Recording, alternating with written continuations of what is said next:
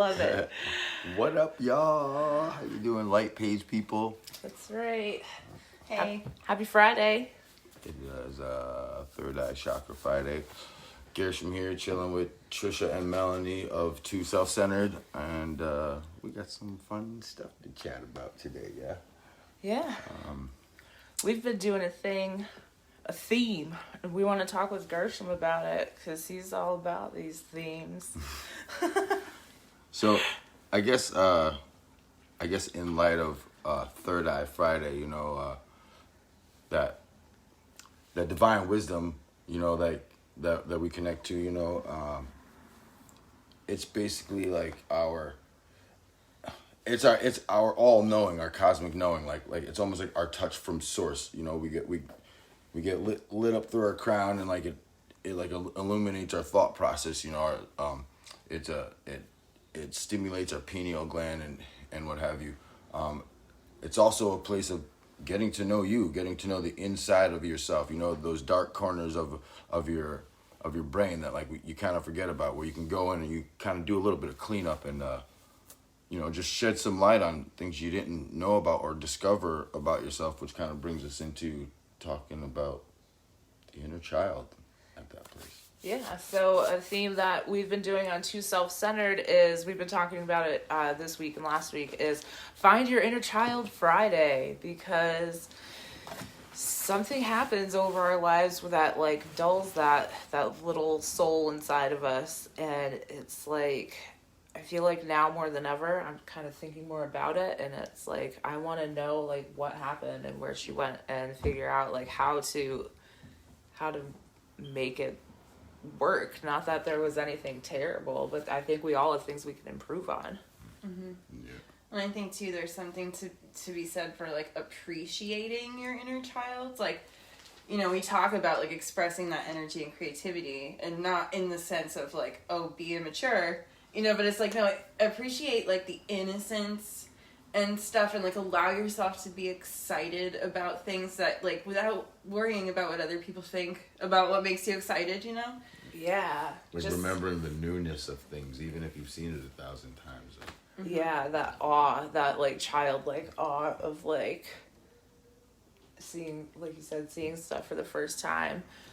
And you know, using your imagination, like that's a huge part, and I think that's another thing that connects it to the third eye somewhat. It's like that part of you, and the third eye is like people who are really in tune with it and really good at using it. Sometimes like, you know, advanced third eye work can be known as like seers and stuff, and it's like, well, you hear about a lot of children who are seers just naturally. And it's like we get disconnected from that part of ourselves that's so like innocent and just sees everything, sees the whole picture. You hear those stories about those kids that like they remember like their life before this one. There's one that stands out to me. I don't remember if it was on like an alien documentary or whatever, but this guy, like this kid who's now he's an adult in the military. He would have these nightmares about like crashing and being underwater inside of this capsule, and it turned out, and they named him, I think his name is James.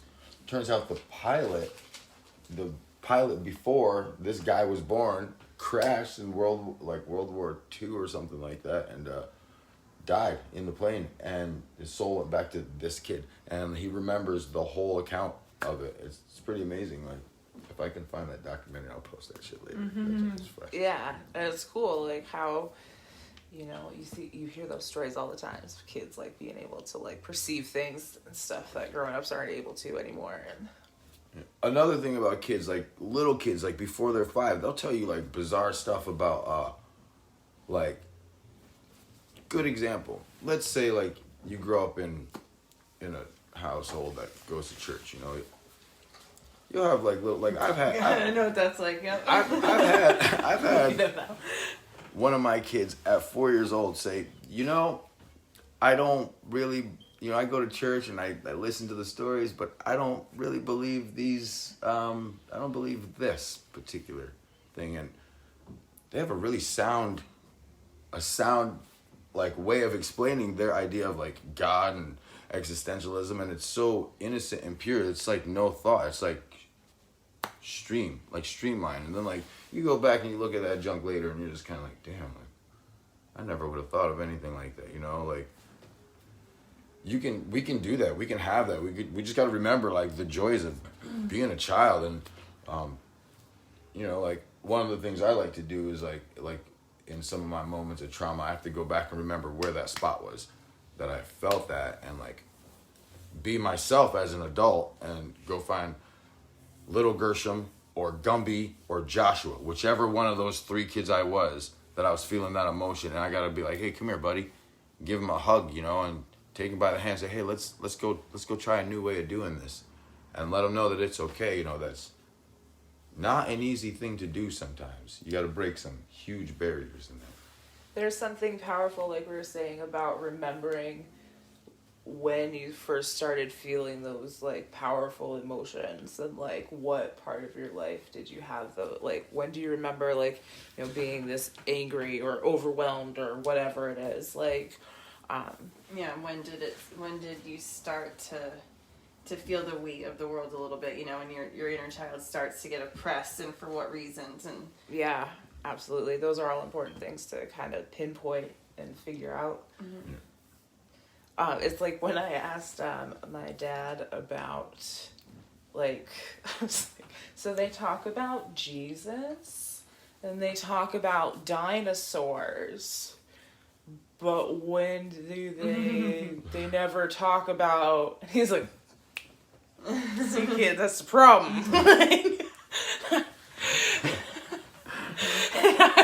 But it was like such a innocent question of like, I just happen to notice this timeline and this timeline, but like yeah, and you know, like, I mean, if you just think of it in terms of like, I mean, you were saying like, you know, you're seeing things more clearly, so just again, just relate like to how clearly you saw things and how unapologetic you were for how you perceived those things, and you know, like ask that question, you know. Yeah, like now those you get questions. polluted by like, what are they gonna think about this question? Or, like, you know, there's just so Nicole's much. watching. Hi, hey, Nicole. what up, Chloe? Hey. What's going on? Yeah, like you know, like I remember some of the things as being a kid that like caused me to be like real jaded for a long time as an adult, and it's like I'm glad that over the past 5 years I found this light, you know. But like, you know, one of the so I think we were talking about this yesterday. Like one of the biggest things for me that I go through is like a failure complex, and what was the other one I said? A failure complex, and well, let's take the failure complex, because growing up, a lot of people like told me I was stupid. You know, I was in like all the remedial classes, you know, with all the handicapped kids and this, that, and the third. I actually had teachers tell me I wasn't gonna amount to things, and I had all these labels like put on me, you know, as a little kid. And like, you know what the coolest thing was? I was in 7th grade, and like this is when I realized, yo, there's something else. Like I think I'm way smarter than what these people are telling me. Here I am, this kid with ADHD and Tourette syndrome, twitching out in class, like looking at everything. Teacher's like, Gumby, what's on the board? Because Gumby was my nickname because I was a bendy little sucker, I tell you what.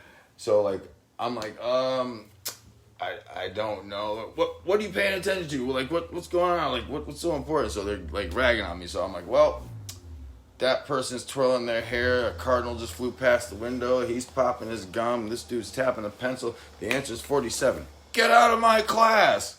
But the answer's right. How'd you show your work? I'm like, I don't know how I got the work, but that's the answer. I was right, but I got kicked out of class. And so that was one of those things that like was like a big hammer that made me think that I was stupid, you know, just because I thought in a different way.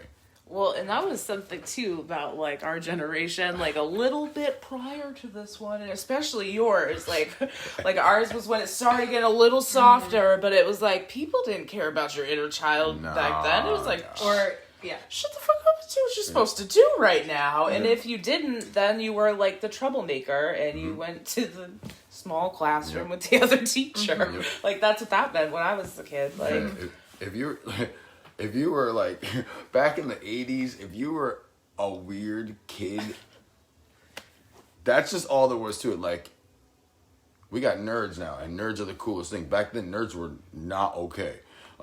You had like dirty kids, the dirty kids were not okay. Sometimes I think they might not still be okay, but I guess they're okay in their own right. I recommend against the dirty thing. I mean, but some of the dirty kids really can't help it. I know, man. And that could be their issue, their trauma too. That eventually one day you see that dirty little ugly duckling, they come out looking like a bombshell. It's like, yo, whoa, I remember this girl in high school. She was pretty hurt. We used to call her sandwich warmer, and she came back after a summer and a year of not seeing her, and we didn't know who the hell she was because she was banging.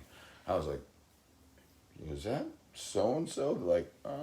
Yeah, but is her teeth are fixed? She filled out. She's not so spaghetti anymore. And we were like, whoa, people change.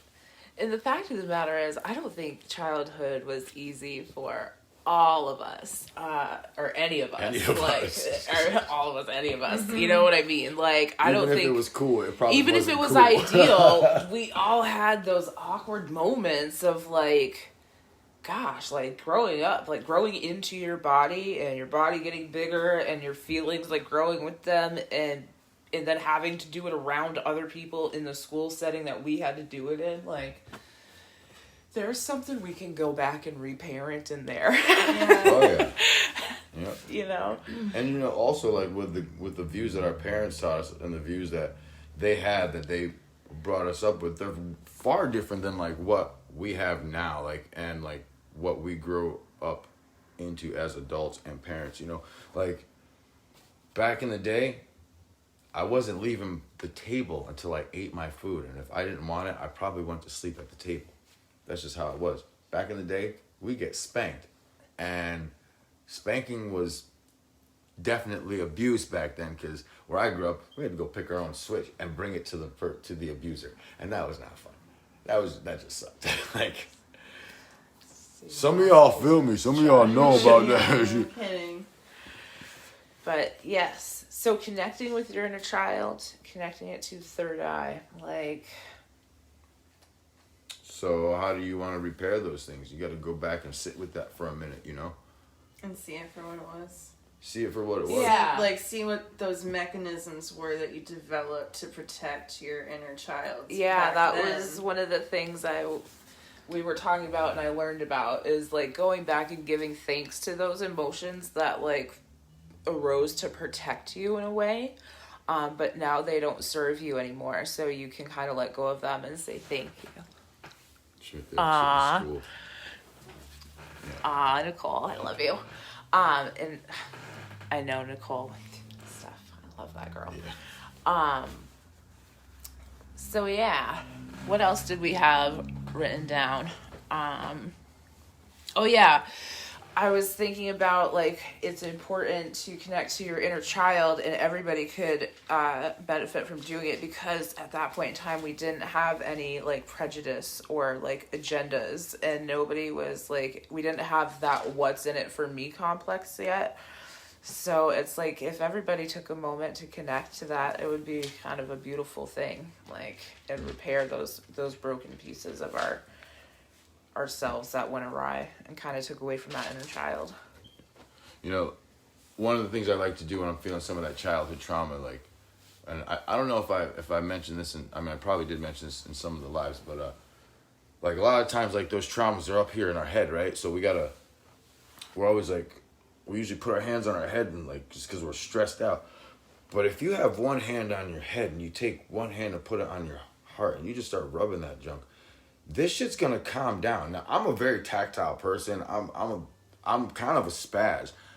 When it comes to my emotion, it took me a long time to learn things. And I know for myself, when I'm connecting my body sensations together, that life force, those important pieces, for somebody with Tourette syndrome, I go through a lot of thoughts. So I gotta slow myself down. And I start activating my heart chakra a little bit, and that shit that's in my head now becomes fertilizer for the garden that I'm trying to fucking build. You know what I'm saying? In a few months, I got some nice veggies that I produce, from all this shit. I'm okay, how do I sort this shit out? And it's not easy sorting it out in my brain, Yeah, that's the thing. It can be hard to sort that out. And I'm going to use this as the perfect moment to segue into our blog topic of the week. Yeah. So if you follow us on Too Self-Centered at all, or if you want to, you should check us out. This week our blog is all about the power of alone time. And having adequate alone time is really important, and it's a really good time to take advantage and heal that inner child and do some things to help connect with that inner child. So that's one of the things I like to use my alone time for, and it's something that you should check out this week if you are into that sort of thing. Yeah, highly recommended. Yeah, alone time. What an idea. I know. It is a wonderful tool. Yeah.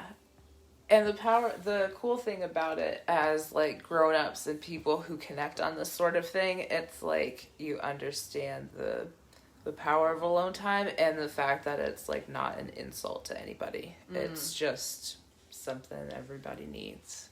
And alone time is one of the best times to have your own meditation. Like, you can sort your own shit out with nobody bothering you. You can turn your phone off. You can go into the woods. I like going to the woods because I just like listening to the leaves rustle above my head.